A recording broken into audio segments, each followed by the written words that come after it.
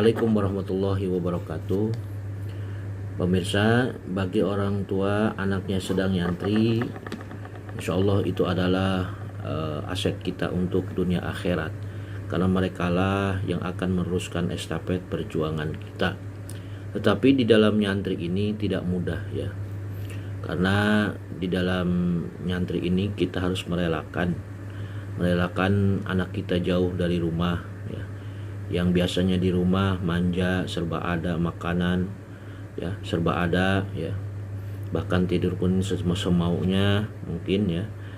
Tapi kalau di pesantren mereka sudah dididik menjadi seorang anak yang harus mandiri, karena kita menyadari bahwa kita tidak akan selalu mendampinginya sampai ya besar. Mungkin saja kita bisa meninggalkan mereka duluan ya. Kalau kita sudah meninggalkan mereka duluan, maka kita harus mempersiapkan, yaitu agar bisa menjaga dirinya adalah ilmu ya, bukan harta. Kalau harta yang kita warisi kepada anak-anak kita tentunya akan habis, tapi insya Allah kalau mereka diwariskan oleh kita dengan ilmu-ilmu, mereka lah yang mereka akan hidup dimanapun karena ilmu menjaganya.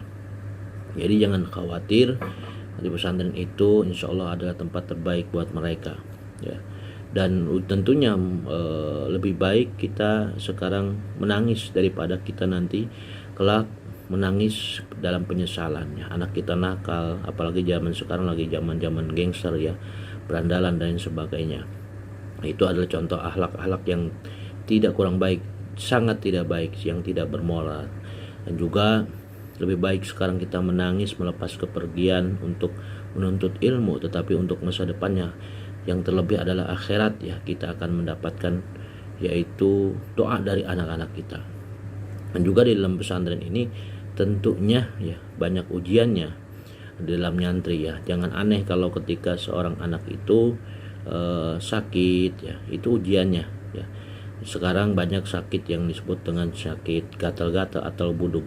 Nah itu banyak kekhawatiran juga orang tua yang sakitnya sakit buruk nggak sembuh-sembuh. Insya Allah itu adalah salah satu tingkatan untuk mencapai derajat santri ya, karena biasanya pengalaman saya pribadi berobat kemanapun tidak sembuh-sembuh, tapi insya Allah dengan itu, dengan kita terus ikhtiar, insya Allah dia juga akan sembuh sendirinya ya, karena itu adalah sebuah ujian dari Allah Subhanahu wa Ta'ala. Diuji ketabahannya, keikhlasannya, kesabarannya dalam menuntut ilmu, karena mereka itu bukan hanya ingin mencari ilmu secara hafalan saja, bisa baca Quran, bisa menghafal Quran, bisa menghafal kitab, berceramah, tapi mereka juga dididik tentang masalah keikhlasan, kesabaran.